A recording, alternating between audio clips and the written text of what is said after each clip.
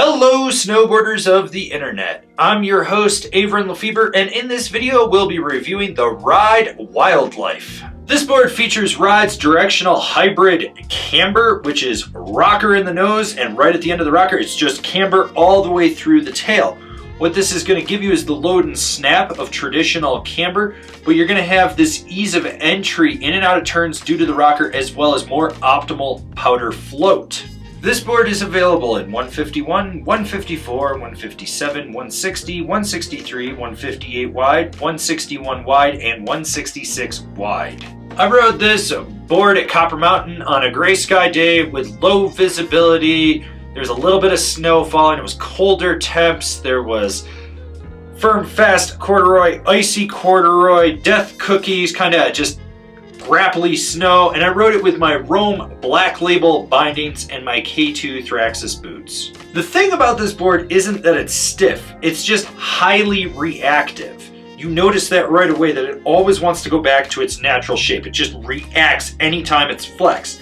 With that said, it's a middle of the road free ride flex, and that means it's directional. So you have a softer nose, especially where that rocker is, and then it stiffens up at the end of that rocker section all the way through the tail.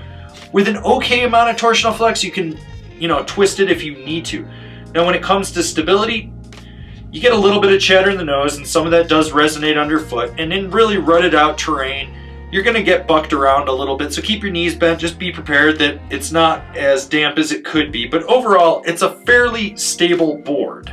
You do have to load that camber section up to get this board to snap, and what you put in, you're gonna get double out of it. It's that reactive. It's one of those boards that, while it's not the most aggressive thing in the world to load up, you still have to be a little bit on top of it, and what you put in, you do get doubled back, which is nice because you're going to get up in the air, you're going to be able to launch that side hit, you're going to hit that cat track gap and go a little bit further. When it comes to buttering on this thing, the nose is obviously going to be the favored side of the board. You got that rocker out there, you're going to be able to get your weight out over it, feel it lock in, it's going to want to spring out. With the tail, it takes a little bit more effort. You're at the end of that camber section, you're basically sitting on there with all your weight, trying to get sideways, hold it, feel it lock in.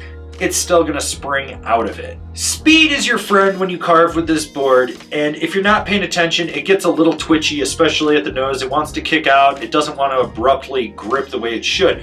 After that, this thing is amazing. It grips right outside the front foot, initiates that turn, and then from the center back is where you can really drive and steer it. So the more load you put in, the more you can tighten up that carve or loosen it up if you don't want to put as much pressure in.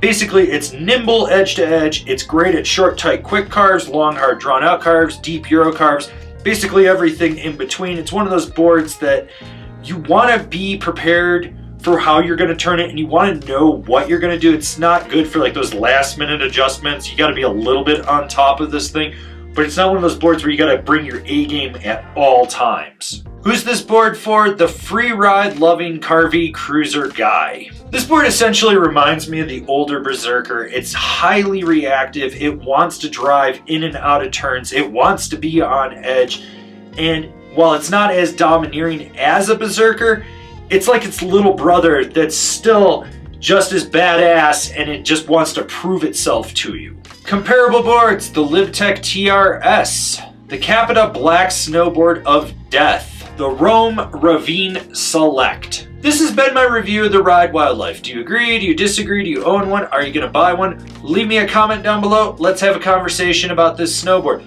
If you're new here, remember to subscribe, click the bell, get those notifications, that way you're not missing any of the videos we got coming out for all you snowboarders of the internet. And if you really like what we're doing over here and you want to support us further, swing on over to Angry Snowboarder VIP. I could tell you more here, but I got a video over there that explains it so much better. As always, I've been your host, Avran LeFeber, and I'll see you in another video.